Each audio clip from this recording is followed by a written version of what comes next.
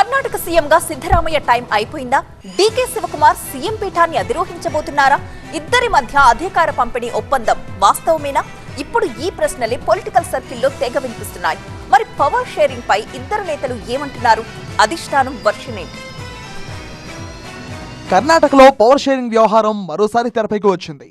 ఇటు సీఎం సిద్ధరామయ్య, అటు deputy CM DK Shivakumar వ్యాఖ్యలతో కథ మళ్లీ మొదటికొచ్చినట్టు కనిపిస్తోంది.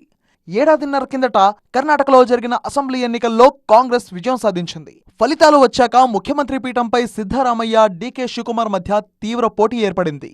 అయితే కాంగ్రెస్ అధిష్టానం మాత్రం సిద్ధరామయ్యకే గ్రీన్ సిగ్నల్ ఇచ్చి సీఎం సీట్లో కూర్చోబెట్టింది సిద్ధరామయ్యను. డీకేకు మాత్రం డిప్యూటీ సీఎం పీఠాన్ని కట్టబెట్టింది. అయితే ఎన్నికల్లో కాంగ్రెస్ గెలుపునకు కీలక పాత్ర పోషించిన డీకే శివకుమార్ కు సీఎం పదవి రాకపోవడంపై అప్పట్లో పలువురు కాంగ్రెస్ నేతలు బాహాటంగానే అధిష్టానంపై విమర్శలు గుప్పించారు.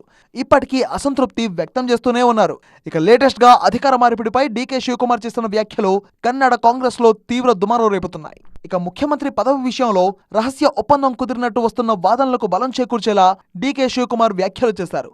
అధికార పంపిణీ ఒప్పందం జరిగిన విషయం వాస్తవమే, ఆ వివరాలను బహిర్గతం చేయలేనన్నారు. దీనిపై అధిష్టానాన్ని బ్లాక్మెయిల్ చేయనన్న ఆయన పార్టీకి విధేయుడిగానే ఉంటా అన్నారు. ముఖ్యమంత్రి సిద్ధరామయ్యకు తనకు ఎటువంటి భిన్నాభిప్రాయాలు లేవని మరోసారి స్పష్టం చేశారు. ఇటు శివకుమార్ వ్యాఖ్యలకు సిద్ధరామయ్య తోసిపుచ్చారు. అధికార పంపిణీకి సంబంధించి ఎటువంటి ఒప్పందాలు జరగలేదన్నారు.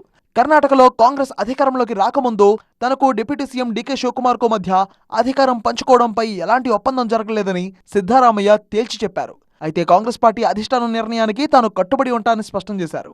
ఒకరేమో అధికార పంపిణీ ఒప్పందం జరిగిందంటారు, మరొకరేమో అలాంటిదేం లేదంటారు. మరి ఇద్దరి వాదనలపై అధిష్టానం ఎలా రియాక్ట్ అవుతుంది, ఎలాంటి నిర్ణయం తీసుకుంటుంది అన్నది ఇంట్రెస్టింగ్ గా మారింది.